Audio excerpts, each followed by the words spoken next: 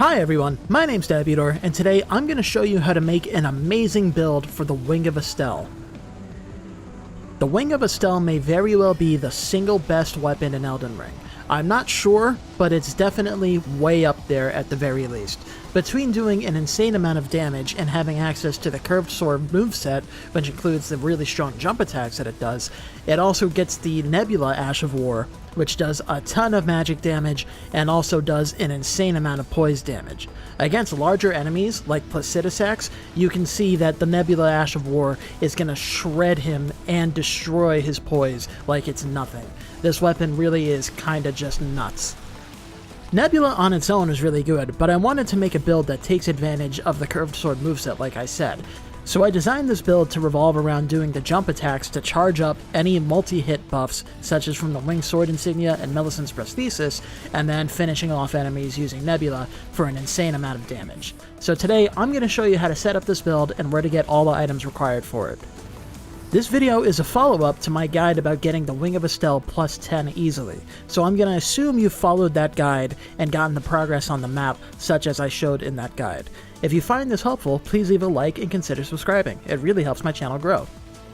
To start off, I'm going to give a quick overview of the build, including all of the stats, weapons, armor, talismans, spells, and physic tiers that we're going to use in the build. Unlike my last couple of build videos, I'm not going to get super in-depth about how this build works and what makes it so good, but we will talk about that as we go through the overview and the showcase, and as I show you where to pick up the items for the build. To start off, we're going to look at our stats. I optimized this build for level 125 because that's the PvP meta level, and it's also just where I personally like to stop builds, but I'll talk about how you can level it up past that if you want to go past 125. I also chose to make this character start as a Wretch, but you should be able to make this build work pretty easily on any other character too. Your class doesn't actually determine what your build can do, you're just going to have to level up your stats a little bit more or less, depending on how they start. So the first stat on the list is Vigor. I've got this at 40. 40 is the bare minimum that any character should have. It doesn't matter what your build is, doesn't matter what you're doing, you want at least 40 Vigor. 60 would be preferable, and if you go past level 125, that's the first thing I recommend leveling up, is to bring Vigor from 40 to 60, but 40 is the bare minimum that you should have. It's a good amount of health, it gives you 1,450 maximum hit points, it's the first soft cap for Vigor, and it's where you want to be. Seriously, make sure you have at least 40 Vigor, so you don't die in one hit to everything. After that, we've got 20 Mind and Endurance, so I went with 20 Mind because we're going to be using the Ash of War a lot, and so it's nice to just have that bit of extra FP. If you really want more, like especially if you're trying to use spells or whatever on this build, because, you know, we have high intelligence, because that's what the Wing of Astel wants. So if you want to use spells and stuff with this build, then you can go up to like 25 or 30 Mind if you really want to, but 20 should be more than enough for pretty much all intents and purposes. And the same thing with Endurance. Armor doesn't actually matter all that much, so don't level up your endurance for the sake of wearing heavier armor. Any points that you put into endurance for heavy armor would actually be better off put into vigor for more health. It's a lot more efficient to level up vigor than it is to level up endurance so you can wear heavier armor. So I went with 20 endurance just to make sure that we can wield all the weapons for the build and the armor set that we're going to use, and you still have a little bit of weight to mess around with after that, but you really don't need more than 20 endurance, and in fact you can probably bring it down to like 18 or so if you want. After that comes our damage stats, so the two important ones for the Wing of Astel are Dexterity and Intelligence. I decided to go for 40 Dex and 50 Intelligence because that'll maximize the amount of damage that the Wing of Astel's melee attacks actually do. A lot of people will say that it's better to just focus on Intelligence because that's what increases the damage of the Ash of War Nebula. However, I figured that we should go for Dex and Intelligence because we're going to be relying on doing jump attacks, like the actual melee attacks of the sword that scale with both Dexterity and Intelligence. We're going to rely on doing jump attacks to build up the buff on Milicent's Prosthesis and the Rotten Winged Sword Insignia, and so that'll increase the damage that we do with the melee attacks, and we'll get more DPS overall because we'll be doing a bunch of melee attacks and then Nebula. So as you're leveling up, you're going to want to do Intelligence first and then Dexterity, so get Intelligence to 50, then bring Dex up to 40, and then you're going to want to bring both of them up to 60. That should give you pretty much the most optimal damage spread between doing the melee attacks and the Ash of War as you're leveling up. And then finally, for strength, the minimum that we need is 11 because we're using the Bandit's Curved Sword and that requires 11 strength. I went with 14 because if you two-hand your weapon, that'll increase your effective strength by 50%. So at 14 base strength, when you two-hand your weapon, you'll have an effective 21 strength. And that gives you access to a few more weapons and stuff, like the Commander Standard, for example, or, you know, heavier weapons like the Darkmoon Greatsword or whatever, that you might want to use. So I went with 14 strength because I just like having access to a few extra weapons.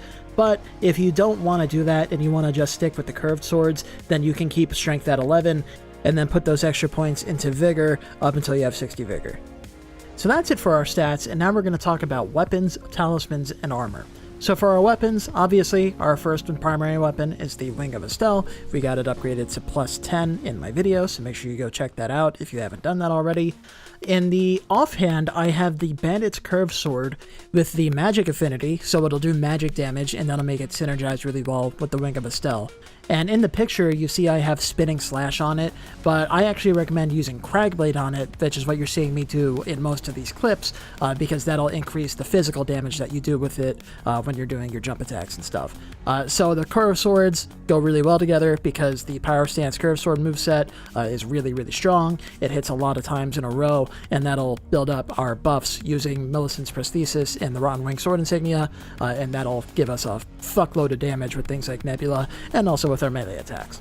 If you have access to a second Wing of Astel, be it by New Game Plus or by trading with other people, then you can totally dual wield Wings of Astel, of course, but using something like the Bandit's Curved Sword is just fine as long as you have it with the magic affinity. For our other weapons, I have a dagger with Golden Vow. We're not actually going to attack with the dagger, but Golden Vow is a very good buff that's free. Any character can use it because it's an Ash of War, unlike the incantation, which requires 25 faith. So the Golden Vow Ash of War is on the dagger, and I just chose a dagger specifically because it's lightweight and only weighs 1.5, and, you know, it's easy to get a ton of them. You can even buy one at the Twin Maiden Husk shop, so it's pretty much free. And our final weapon is the Academy Glintstone Staff. So technically any staff will suffice, but with 50 intelligence, the one that'll give us the best damage is the Academy Staff, so that's the one that I chose. The main thing we're using it for is to cast Terra Magica, which is a buff, so that's not affected by the strength of the staff, so you can use any staff you want to cast that, but if you want to use damaging spells to diversify your build, then the Academy Staff is the optimal one for these stats. After that comes our talismans. So the most important two are the Milicent's Prosthesis and the Rotten Winged Sword Insignia. These both give you a successive attack buff. So essentially what that means is that the more times you hit the enemy in a short period of time, it's like 2 or 3 seconds, the higher the buff gets, and that buff increases all damage that you do, not just with your melee weapons, but also with your Ashes of War and your spells and your consumables and everything. So what we're doing for the build, what makes this really strong, is we're going to stack up that buff by attacking with the curved swords, because they attack 4 times in a row when you do a jump attack. So you do 2 or 3 jump attacks, and then you cast Nebula on something, and it dies really, really hard. So that's the main thing that's making this build work. In addition to that, we've also got the Ritual Sword Talisman. This just increases your damage by 10% when you're at max health, and again, that's all damage that you do, so that's really good to have. And finally, there's the Shard of Alexander, which increases your Ash of War damage, and obviously that's really good because we're relying on Nebula to blow shit up, and that's an Ash of War, so we want the Shard of Alexander. There's also a couple of alternative talismans I'm going to talk about later. So the two are the Claw Talisman and the Winged Sword Insignia, as opposed to the Rotten Winged Sword Insignia. So per playthrough, you can only get one of either Milicent's or the Rotten Winged Sword Insignia. So the one you should choose on your first playthrough is Milicent's because it can stack with the Winged Sword Insignia. So if you don't have access to the Rotten Winged Sword Insignia, then just use the regular Winged Sword Insignia. It's the same buff, but not quite as strong, but it's still better than not having that at all. And there's also the Claw Talisman. That increases your jump attack damage, so if you don't have access to Shard of Alexander, then you can at least wear the Claw Talisman and get more jump attack damage and sacrifice a little bit of Nebula damage. But this is the optimal setup that you can have for this build. And then finally for armor, I optimize this build around wearing the Knight set. So like I said earlier, it's not worth getting a ton of endurance so that you can wear heavy armor. So with 20 endurance, you can comfortably wear the Knight set, which you can buy from the Twin Maiden Husks at the Round Table Hold for, I think it's like 12,500 runes or something like that. You can comfortably wear this set. It gives good protection. It's relatively light at a weight of only, I think, like 26 total, and it provides 51 poise. So if you care about poise, then that meets that breakpoint. There's no point in having more or less than 51 poise if you're doing PvE. In PvP, having more poise is better, but we're not talking about PvP in this video. But yeah, so the Knight set is perfectly fine for pretty much every build, really. It goes really well with this build. You're going to see in the videos I'm using the Raptor's Black Feathers instead of the Knight's armor. The Raptor's Black Feathers increases your jump attack damage, and that stacks with the Claw Talisman, so if you're using, you know, either or preferably both of them, then you're going to do an obscene amount of damage. So that's what I'm using for the build, but it's optimized around wearing the full Knight set. Like I said, you can probably get away with breaking down endurance by a couple points if you're not wearing the Knight's body armor, but I like having 20 endurance, so that's what I kept it at. And finally, we're going to talk about our equipped spells and the tiers that we're going to put in our Flask of Wondrous Physic. So there's only one spell that you're actually going to see me really use in this video, and that's Terra Magica. It's a buff that you cast where it makes this magic ring that you've been seeing on the floor a bunch, and it increases all magic damage you do by 35%. So it's a really big buff. It'll increase the damage that you do with your melee attacks because they're doing magic damage as well as physical damage, and it'll also increase the damage that Nebula does because Nebula does pure magic damage. So it's going to be a very strong buff to have. I also just threw on a bunch of other good spells because why not? Carrion Slicer in particular is one of the highest DPS spells in the game, and you can totally use that in addition to Wing of Astel or whatever you want. But really, you can just choose any spells you want, and it's up to you whether or not you use them. I mostly made this build for the sake of using the Wing of Astel, so I chose to use the Wing of Astel, and you won't really see me use the spells in this video, except for Terra Magica, of course. And finally, for the crystal tiers in the Flask of Wondrous Physic, we've got the Thorny cracked tier and the Magic Shrouding cracked tier. The magic tier increases all magic damage you do by 20%. You can get it really early on. It's located in Liurnia. All you gotta do is kill an archery avatar to get it. So that's obviously a no-brainer. That's definitely something you want since we're doing so many things that do magic damage. And then the Thorny cracked tier has a similar effect to Milicent's Prosthesis and the Rotten Winged Sword Insignia, only it's even stronger than them, and so all three of those stack. The thing about the Thorny cracked tier is that you get it in the Consecrated Snowfield, which is near the end of the game. So for the sake of keeping this video relatively short, I didn't include showing how to get it because it requires a bunch of effort, but down in the description there will be a link to my video about getting to the Snowfield in case you want to go grab that, which I strongly recommend you do because that's really the thing that makes this build just do an ungodly amount of damage. I will show how to get an alternative tier, the Opaline Hardtear, which increases all of your damage resistance by 15% for 3 minutes. That's different from the Opaline Bubble tier, which only lasts for 1 hit. We're going to get the Opaline Hardtear, and that just makes you a bit more tanky, and you know, it's a nice thing to have that's good on any build, because obviously taking less damage is good. So that's the alternative that you should use if you don't have access to the Thorny cracked tier. So that's it for the overview of the build. Now I'm going to show you where to get the most important items for it. Like I said, there are alternatives that we're going to be getting instead of the ones that are harder to get or impossible to get without going into New Game Plus. But the vast majority of this stuff is attainable in New Game pretty early on, so that's what we're going to be doing. The first item we're going to grab, after the Wing of Astel, of course, which we got in my other video, go watch that, is the Golden Vow Ash of War, which is located on this hill to the northeast of the War Master's Shack in Limgrave. It's a short run from the War Master's Shack up through the woods, just make it right and come up onto the hill. There's this knight here, and when you kill him, he will drop the Ash of War. Just make sure you actually pick it up off of his body, because it doesn't instantly appear in your inventory. It's an item that'll be on his corpse. And to complement Golden Vow, we need a weapon to actually put it on, so I headed over to the Round Table Hold, and if you go into the north hallway, you can come down the way and talk to the Twin Maiden Husks, and if you tab over to their weapons, they sell a dagger for 400 runes, which you can put Golden Vow on. Up next, we need a curved sword to dual wield with the Wing of Astel. The most optimal one is the Bandit's curved sword, which you need to farm from skeletons, and the best place to do that is the Church of Pilgrimage in the Weeping Peninsula. So from Limgrave, head to the east and follow the road south, go across the Bridge of Sacrifice, and then if you follow the road south and then west, that'll take you into the Church of Pilgrimage, where there's a skeleton that you can farm for the sword. So from the grace inside the church, if you head out to the left, then you'll come into this graveyard, and there's a skeletal bandit right here. So kill him, make sure you hit his body after you kill him, so he actually dies, and he has a chance of dropping the sword. Now the thing is, I don't know what the drop rate is exactly. It's like a 1% or a 2% drop rate, so it's going to take a while to farm it, and that kind of sucks to do. So the last time I tried to farm one of these, it took me like 3 or 4 hours to get one. It sucks. So alternatively, there's a bunch of other curved swords you can get. The easiest one is the scimitar that's sold by the Twin Maiden Husks at the Round Table Hold. It's not going to do as much damage as the Bandit's curved sword, but since we're using those multi-hit buffs, it's gonna not really matter anyway, so it'll do a ton of damage no matter what. Our final weapon is the Academy Glintstone Staff. This is also one you need to farm, but it's way faster to farm, so it's not going to suck as much as getting the sword. So in case you haven't been to Raya the Caria yet, you need to go up to the South Raya the Caria gate. There'll be a map there, and that leads you around to this island on the west side of Liurnia.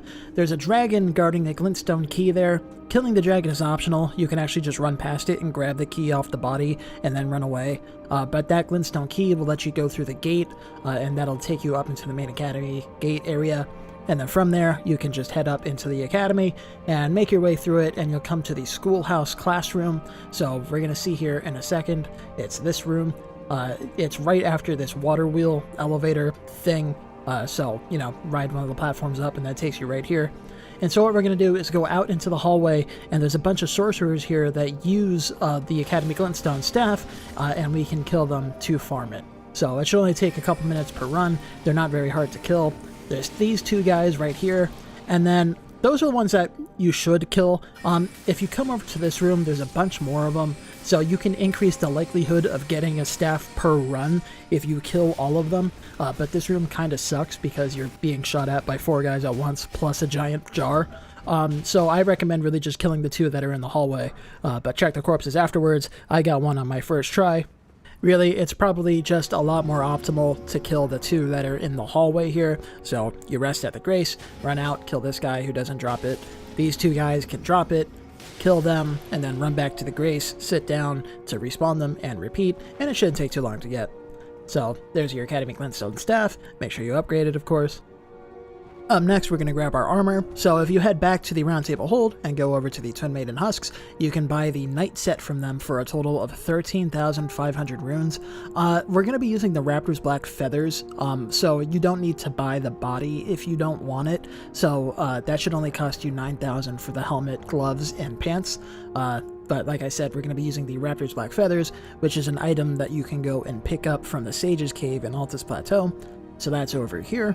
It's on the west side of the plateau. So getting over here can be a little confusing because the map isn't very good. If you came up to the Altus Plateau through the ruin-strewn precipice by killing Magma Worm Makar, then it's pretty obvious because you'll be at that pond where the Sage's Cave is. But in my video to get the Wing of Astel, we went up to the Grand Lift of Dectus, and so from the Grand Lift, if you head directly north, you'll come up to the Lux Ruins, which are those ruins on the hill right there, and if you drop down off the cliff, that'll take you to the Erdtree Gazing Hill, and then you just go around to the west, and that takes you down to this pond, where you can find the Sage's Cave. So from the Grazing Hill, just go north, and then make a left. That'll take you down here. Be careful, because there is a dragon that spawns, so, you know, don't get owned by that. But you're going to go past all the abandoned carriages, and if you head to the right, that'll take you to the pond. And then all the way on the east end of the pond is the Sage's Cave. It's a little hidden, but it's not hard to find. It's this nook right here.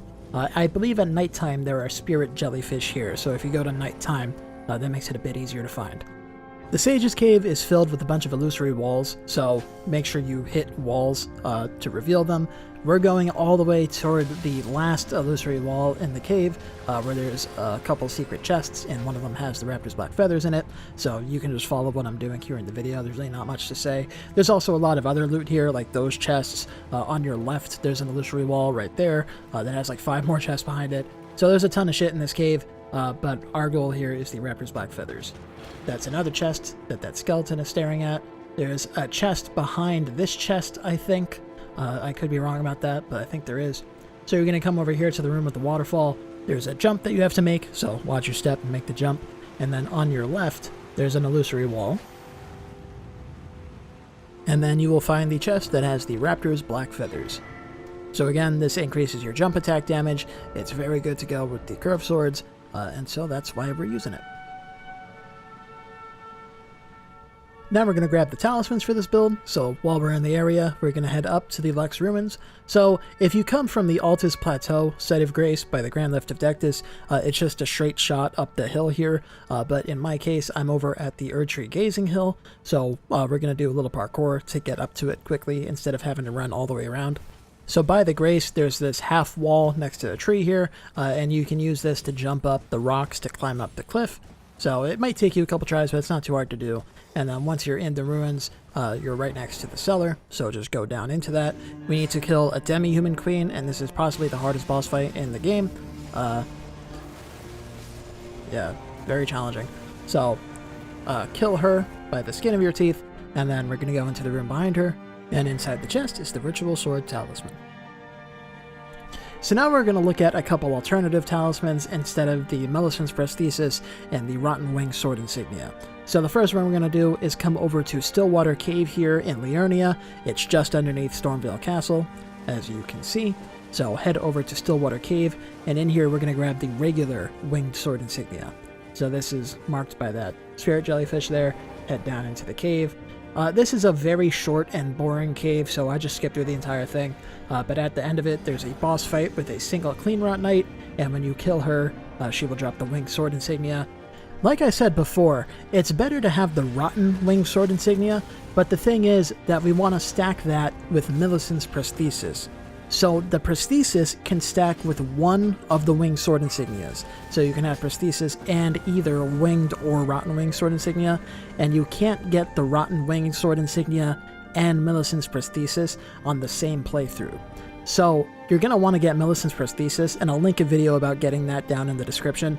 But if you don't have access to the Rotten Winged Sword Insignia because you haven't gone into New Game Plus or you can't trade with other people, then you can use the regular Winged Sword Insignia instead alongside Milicent's Prosthesis. So as you can see, I can't stack the two Winged Sword Insignias, but I can stack either of the Winged Sword Insignias and Milicent's Prosthesis. Yeah, we definitely want to have them stack. So if you don't have access to the Rotten one, get the regular one. The other talisman we're going to grab right now is the Claw Talisman, which you can get near the Rampart Tower in Stormveil Castle. You'll have to kill Margit to get here, but we killed Margit in the previous video anyway, so he's already dead. And then from there, you go up to Gostock. He'll direct you to go through the hidden way via the cliffside, and then it's a pretty straightforward path to get up to the Rampart Tower. So, as you're going to see in a second, this room here is the Rampart Tower Site of Grace with the fireplace. So come out from the Rampart Tower, and instead of going towards the birds on the battlement over there, we're going to come to this pillar, and we need to jump across to the rooftop over there. So you're going to need to do a sprinting jump. If you just do a regular running jump, then you'll fall to your death, and it, not good. So what you can do to do a sprinting jump here is pause the game and hold down B, or whatever your dodge button is, to close the menu. So right now I haven't let go of B. I just press it to close the menu and hold it down. That way I'm sprinting, and then I can easily do the sprint jump there. If you try to stand still without pausing and hold down B, then it'll make you do a back step, so you won't be able to do the sprint jump there. But yeah, so that's how you can do a sprint jump, and then it's a pretty straightforward path to come up over here, kill the soldiers that are here, otherwise they'll knock you off the ladder, and you will probably die. Once they're all dead, climb up the ladder, and this takes you right up to where the Claw Talisman is. So the Claw Talisman is another alternative that you can use in place of either the Shard of Alexander or the Ritual Sword Talisman. You definitely want both Milicent's and one of the Winged Sword Insignias, but if you don't have access to Shard of Alexander, then you can use Claw Talisman, or if you feel like you can't keep your health at full for the sake of using the Ritual Sword, then you can swap it out to the Claw Talisman instead. Shard of Alexander you can't get until late in the game, like near the end of it, so that's why I like to use this as an alternative to it. If it weren't for the fact that Nebula is so strong, then this would be the pick to go with, because it stacks with Raptor's Black Feathers, and it'll make your jump attacks do an ungodly amount of damage, but we want to use Nebula, so it's only an alternative instead of a main talisman. And then finally, we're going to get the Crystal Tears for our Flask of Wondrous Physic. So the first one we're going for is the Magic Shrouding Tier, which is at the Northeast Minor Erdtree in Liurnia. So in the video where we got the Wing of Astel, I came over here to the Frenzy Flaming Tower, and just south of it there's the Frenzy Flame Village outskirts Site of Grace. So here you can see there's the village and the Site of Grace, of course, and this is a really convenient thing to get instead of running all the way up the highway on the east side of Liurnia, because we can just head straight south from here and just drop down the cliff to the tree. However, if you don't have that Site of Grace, then you can go to the Academy Gate Town.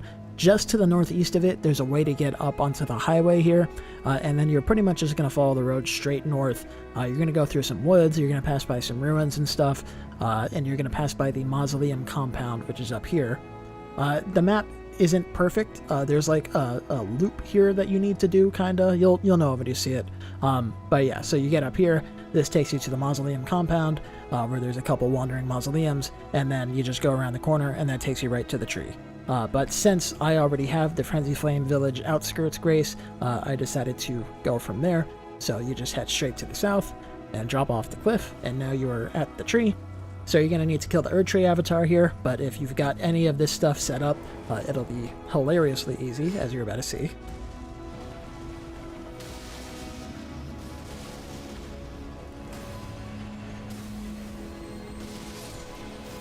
So yeah, not much of a challenge, especially if you have, you know, maxed out weapons. Now, I am on New Game Plus too, so it's not like this tree has no health, by the way. Its health is boosted by a lot. But anyway, on death, it'll drop the Magic Shrouding tier, along with a couple other tiers, but we want the magic one, of course. Like I said earlier, preferably we'd combine that with the Thorny tier, but I'll show you where you can get that on the map, but it's in a later game area. So alternatively, you can get the Opaline Hardtear, which is dropped by the Putrid avatar over at the Minor Erdtree in the Dragon Barrow. So this is right next to Fort Feroth, which is a place that we went to in the previous video.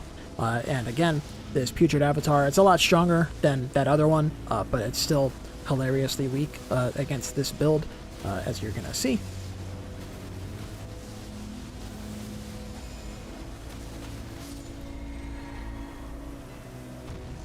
So on death, this tree will give you the Opaline Hardtear. This increases your resistance to all types of damage by 15% for 3 minutes. So that's a good alternative to the Thorny tier.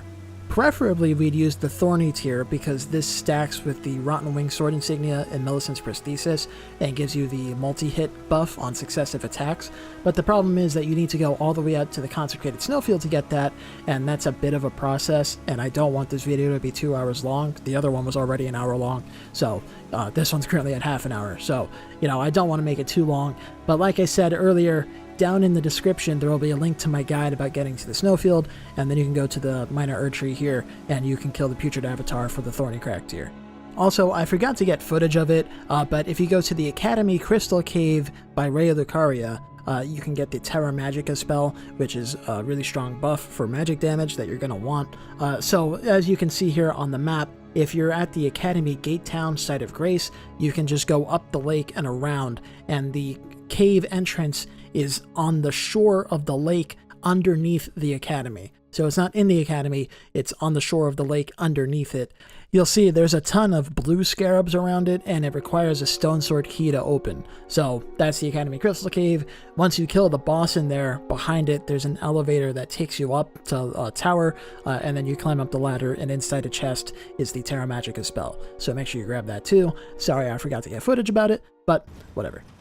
And now I just want to take a couple minutes to show off this build. I have a bunch more footage, but I'm trying to keep this video relatively short, so I'm just going to try to keep it short and sweet. So here I am using it against the Fire Giant, and this is all on New Game Plus 2, by the way. So all the enemies have their health poise and resistances increased by pretty significant amounts. So, and you can see I'm still just shredding the bosses here.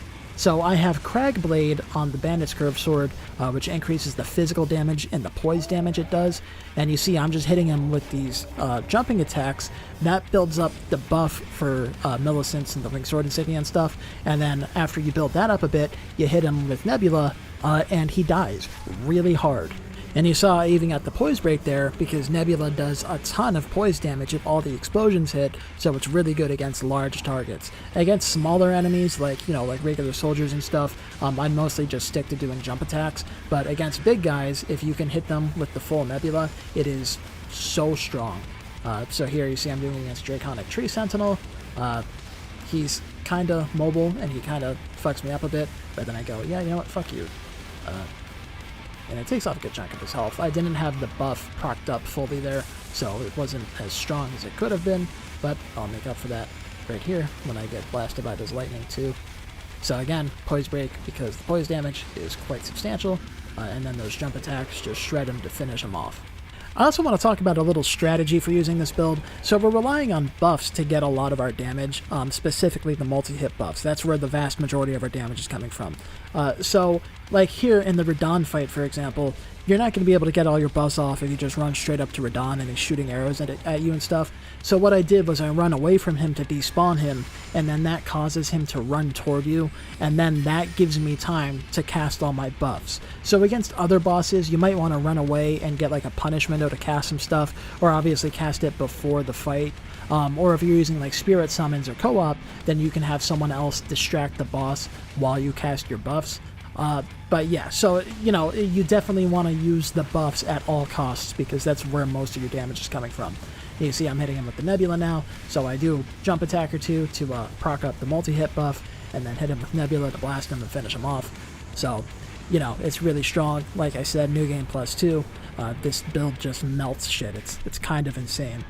You're going to see another bit of demonstration of that kind of idea of, you know, like tactically when to cast your buffs, because like here in the Prosthesis fight, I can cast all my buffs and then run up to Prosthesis, but I still want to use Terra Magica, and you know, that's a ring that you have to stand inside, so it has to be right next to him. So when I run up to him, instead of going for attacks, the first thing I do is I cast the buff. Because, you know, it's kind of like an investment. It stays there for like 30 seconds, so I'm going to cast that and then take advantage of it. And so in this case, you know, I'm only doing like 2,500 damage with the Nebulas, and that's not bad at all. You know, like, that's good damage. If I wasn't on New Game +2, then it would take off like a bigger chunk of his health bar, even though it's doing the same damage, because his health is boosted in New Game Plus. But, you know, it's a decent chunk of damage, but you can see the difference here when I proc the multi-hit buff a bit and then hit him with one, and now it does nearly 6,000 damage. You know, those multi-hit buffs are really intense, so definitely make sure you take advantage of that if you can. You can also do it before a riposte like that to make the riposte do more damage, so that's always a good idea. And you also saw I got the poise break there. Prosthesis has 160 poise, and in New Game +2 it's boosted a bit more, so it's probably more like 170 or maybe 175, I don't know the exact number. But you saw I got the poise break there because if you hit with all the explosions of Nebula, it does, I want to say like 40 or 45 total poise damage. So against big enemies, it just breaks stances so fast, it's ridiculous. Against smaller enemies like regular soldiers and stuff, it's not gonna really consistently hit all the explosions unless you're in like a really tight space like a hallway or something. So I'd mostly just stick with hitting the you know, the L1 for the dual wield sword attacks. But against big enemies, Nebula really does hit them like a wrecking ball. It's so good at breaking stances. I think Krite in one of his videos said that it's now like the best highest poise damage per second option in the game after Flame of the Red Mage got nerfed a couple patches ago. So yeah. So here again, you see I cast all my buffs before I go into the fight. I'm not sure if I'm going to have time to cast Terra Magica here. Oh, look at that, I did. So yeah, you know, instead of trying to run up to Malekith and then attack, I cast Terra Magica, and then I'm trying to keep him inside the circle so I can benefit from the damage. I wasn't quite in it there, and you know, you saw he dodged away, so the full Nebula didn't hit him. but it's still doing a lot of damage. And of course it helps that he's weak.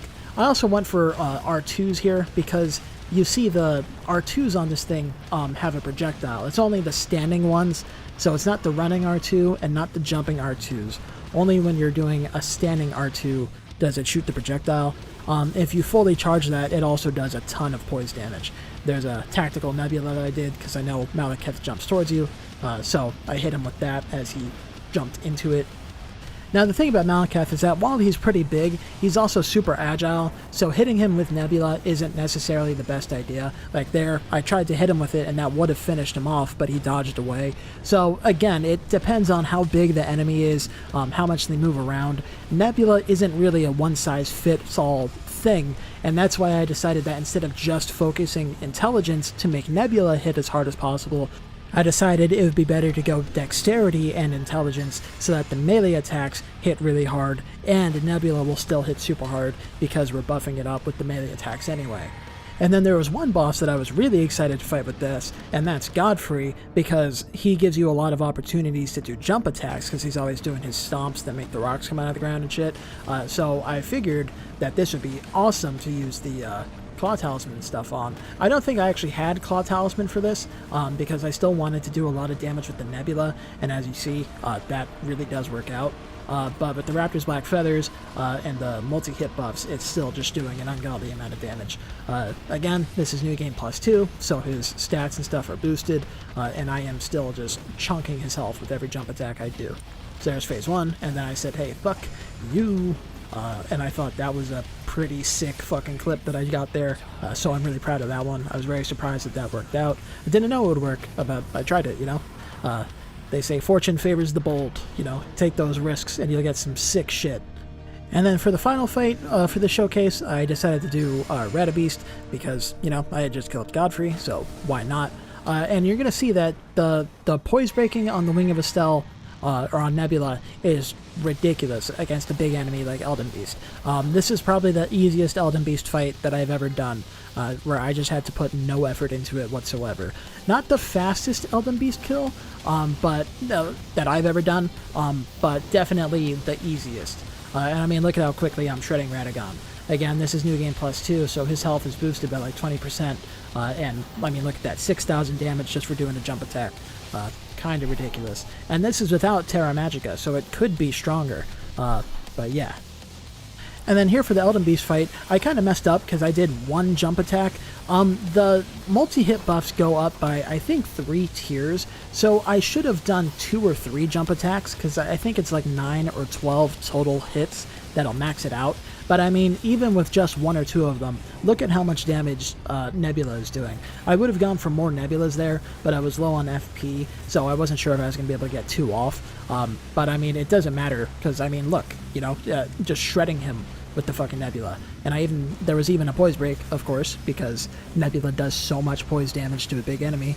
And just like that, he's dead. You know, I had to dodge twice or whatever, you know. So yeah, that was kind of ridiculous. This build is kind of just nuts, and I love it, and I'm really proud of it. I'm sure there's more that could be done to optimize this build or to make it stronger. Obviously, leveling up more would make it stronger. You know, being at level 150 and having that extra 20 points of vigor and an extra 5 points of dex or intelligence would do a lot for it. If you were like level 200, then I would suggest you get like 33 faith, and then you can cast Howl of Shabriri, and that'll increase the damage it does even more, because you get Golden Vow plus Howl plus Terra Magica, and that'll just make it do an obscene amount of damage. I can't think of any other way to buff the magic damage, so if you have any suggestions, then leave them down in the comments. I'm pretty confident that the only thing that you can do as a body buff is Howl of Shabriri, but there might be more stuff. But yeah, I mean, you know, either way, maybe this isn't the best build, but it's definitely up there. So if you found this interesting, please leave a like and consider subscribing. Share this video with your friends because YouTube's algorithm really loves it when you do that. My name is Diabetor, and I will catch you later.